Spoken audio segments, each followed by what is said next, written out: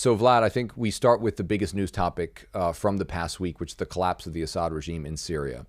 So, how would you assess and sort of discuss what happened? Is it a geopolitical earthquake? Is it something that is sort of not too big of a deal? What's your assessment on what's taken place in Syria and what it means for the wider region and geopolitics globally? Wow, I think we couldn't find the harder question to begin with. Of course, this particular topic was discussed in Russian news very, intensely, because I think over the recent, in general, over the recent 50 years, Syria was considered as a very important point for Russia. Since 1970s, Russia had the military presence over there, business presence over there, political presence, political influence, and basically Syria was and has been, I would say, the major influential point for Russia, not only in the Middle East, but also a very important point for Africa. So, and of course, it was all discussed, and I think we all can remember that in 2011 and 2016, when there was a civil war in Syria, and Russia stepped in supporting the Assad regime and basically saved it at that time, and influenced it a lot. And basically since that time, we could always hear that okay, Russia and Syria, they're allies, Russia will back them all the time. And I think even now, I think we will talk about it in a moment, but even now we can see that Russia still backed in a way Assad's regime. So I think the first implication I would like to consider over here is what would happen with Russian influence after the regime change. And the way I personally can see it, based on the news and based on the analysis that I can see, is Russia is ready to continue working with the new regime, with the new power, whatever it will be. Because if you think about this, the next day after the change was announced, the next day in Russia, in Moscow, in Syrian embassy, they changed the flags from the old government, old flag, to the new government flag, the rebellion's flag. Then immediately they changed the media tone, the media terms that they use, because over the recent, years, they were calling rebels as terrorists or as extremists or Islamists, whatever. But then, the moment the regime changed, now they are called armed opposition, legitimate armed opposition. And it's important to understand that Russia currently have the several military bases in Syria. They have the air base, they have the naval base I think since 1974. And this is very important for them to keep this presence. This is very important for them to keep this presence because, as I mentioned, this opens the door for military presence in the region, but also it opens the door for the business tracks to Africa. They, since 1970s, Soviet Union and Russia, they used this path to basically to securely transfer goods from Russia to Africa and back.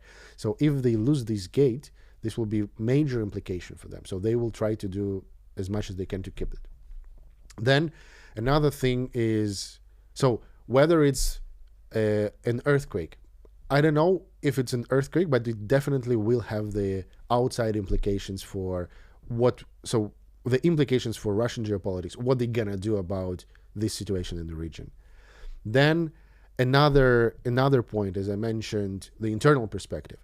And this is where I think in my personal opinion, the major tension can be, because we all know that when you have the common enemy, then it's very easy to unite multiple groups.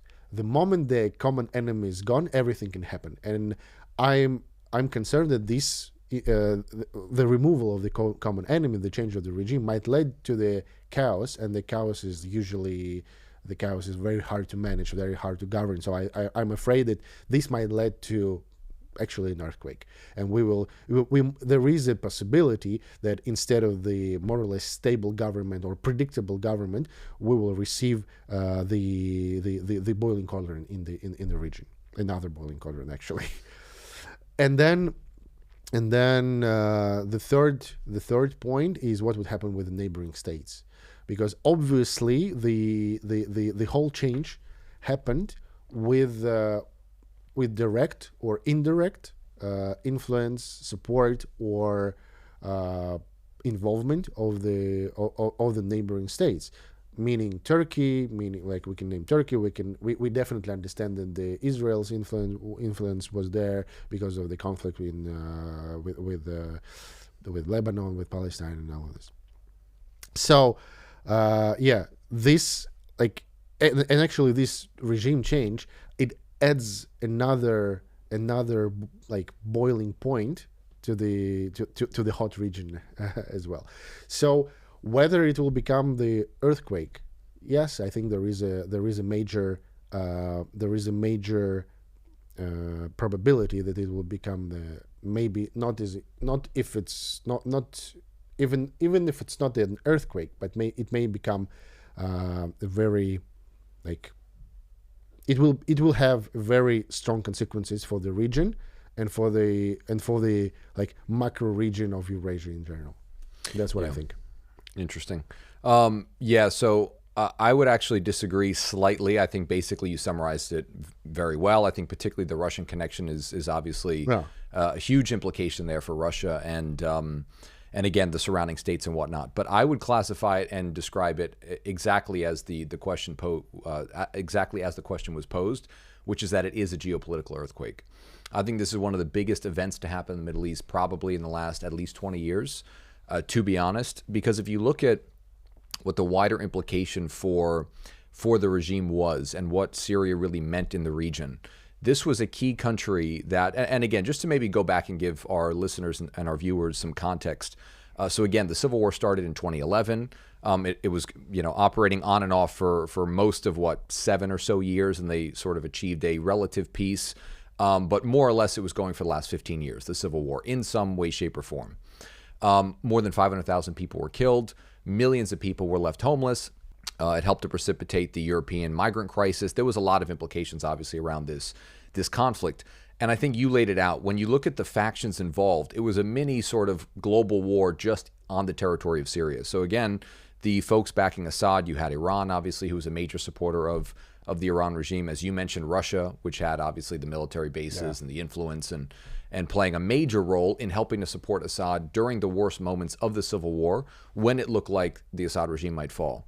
The Russian air power came in. The Iranians added a lot of support from some of their militia groups. So all of that combined served to support and buttress the Assad regime. Then the folks opposing him, it was a wide coalition, as you mentioned, but obviously you had the local rebels in Syria. You had the U.S., the U.K., France, who were all providing weaponry and support and logistics to the rebel groups. You had Israel, Turkey. You had, again, a wide plethora of traditional allies who were then opposed to the regime.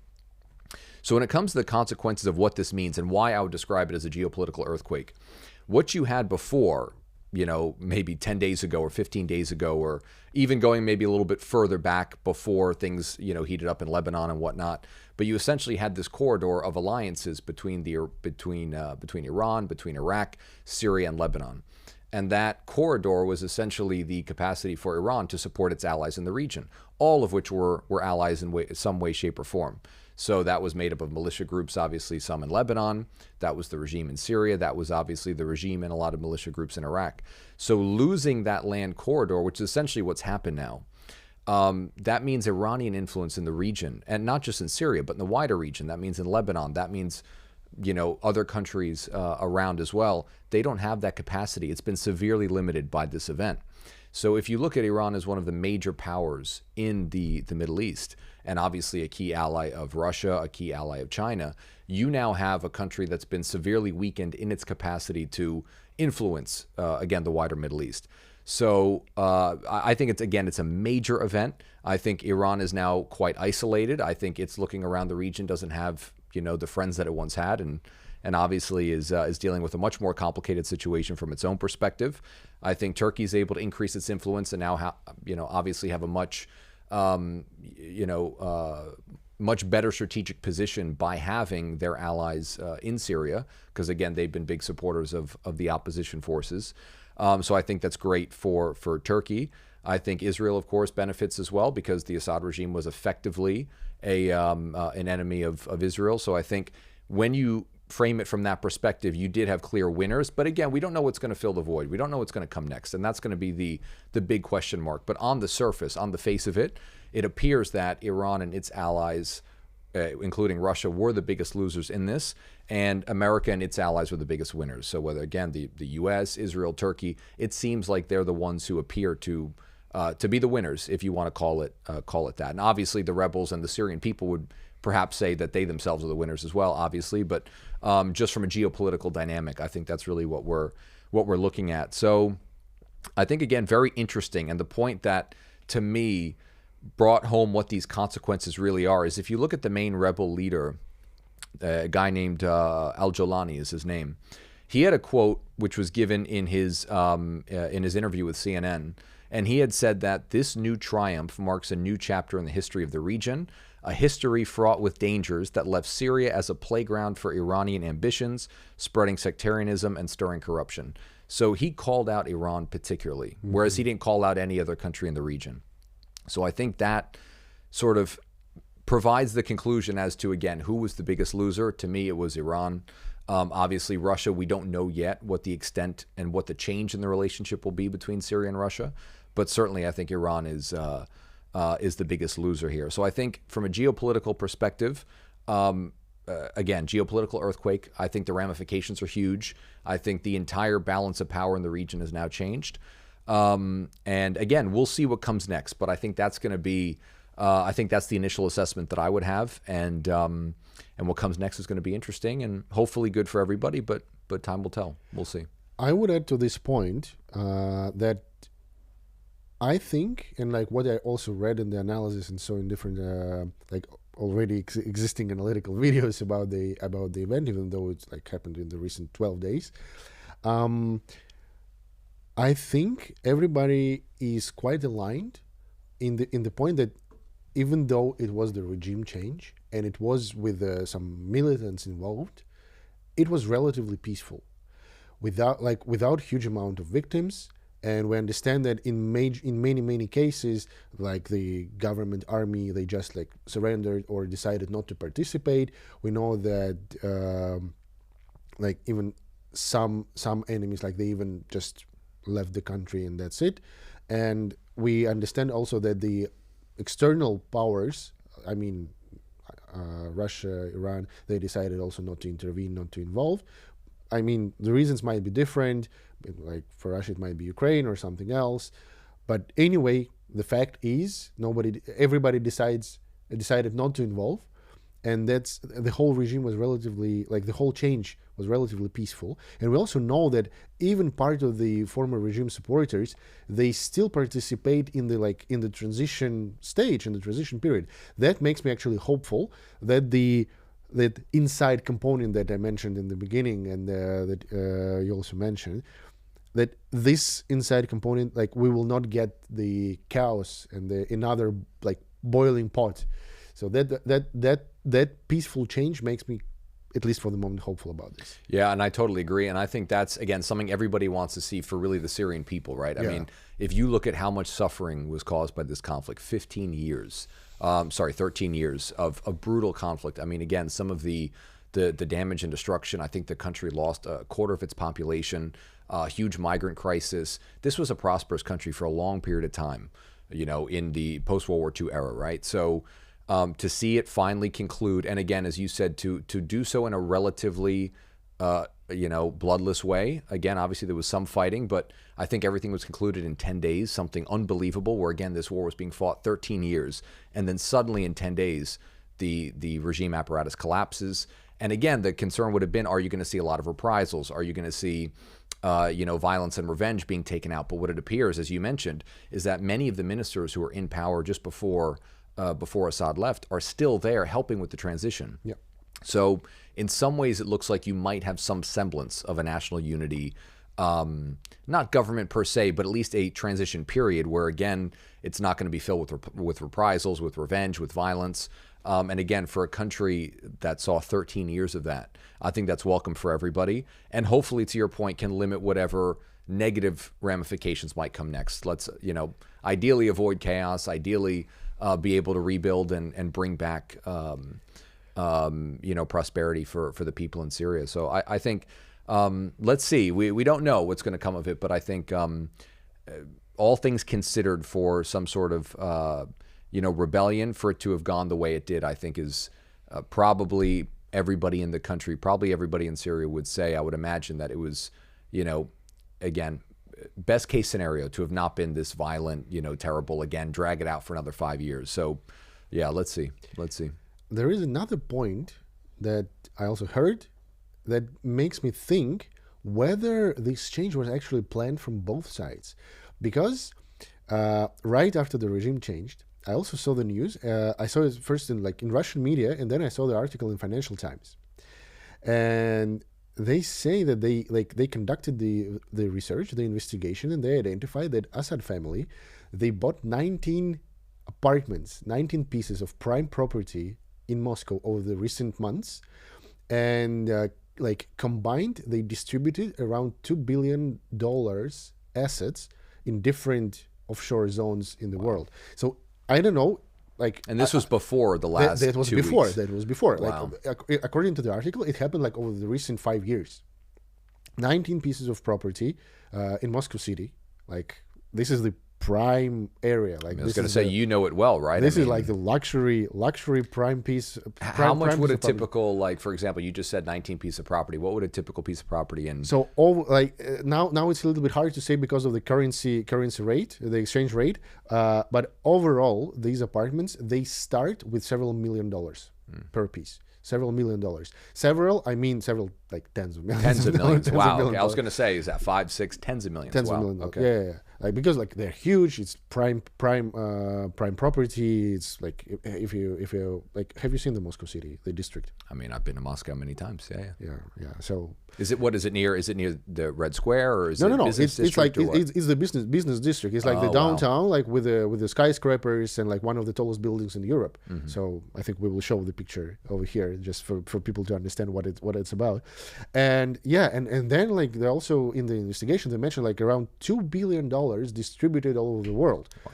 Which is I don't know, to me it looks like some sort of preparation, or at least some sort of the safety pillow, something like this, safety cushion, some sort of backup plan just in case everything. Exactly. Yeah, I mean, that's wild. And again, for everything to collapse as quickly as it did and the way it did, to see that, again, as you mentioned, some sort of plan must have been in place, right, to go right to Moscow, to be welcomed in, to have property lined up and everything. It seems, as you said, that some kind of contingency planning had taken place and whatever. But it's interesting because then I saw a lot of people criticizing what the Russians did by taking him in. Mm-hmm. And of course, you're always going to get people who, want to criticize, one side for taking in, one regime leader versus the other. But the U.S. did the same thing, for example, when the Shah fell in Iran, and it was a huge political issue actually between Ayatollah Khomeini and the Iranian revolutionary government once the Shah was kicked out, because the Americans took him in. And he was sick. I think he had cancer or something like that. Jimmy Carter invited him to come to the U.S., and he did, and he lived out the rest of his life in the U.S. But that caused a major political issue between Iran and the U.S. for a period of time. But again, this is something that you would typically see, right, between close allies to do something like that. So I think that's not surprising really to anybody, but I think the money component is quite interesting. As you said, probably implies that there was some sort of planning around that and whatnot. So yeah, very interesting. I mean, again, I think the biggest takeaway for me is just how after a 13-year brutal conflict, again, with all the ramifications that it led to, obviously leading to the rise of extremist groups like ISIS, that was able to take place because of the chaos that was happening in Syria. So all of the pain and destruction and death that was coming from Syria from this 13 years, and for all of it to conclude in 10 days, and to conclude, as you said, relatively peacefully, I think it's really mind-boggling, honestly. It's wild really to think about. And again, the implications around it to be so significant and yet so quickly resolved. I think it's going to be really interesting, again, to see what comes next. I think we can all hope for the best, and certainly do. But we'll see. Yeah. We'll see what comes next. We'll see the consequences. Yeah, that might be very, very interesting and challenging as well. Absolutely.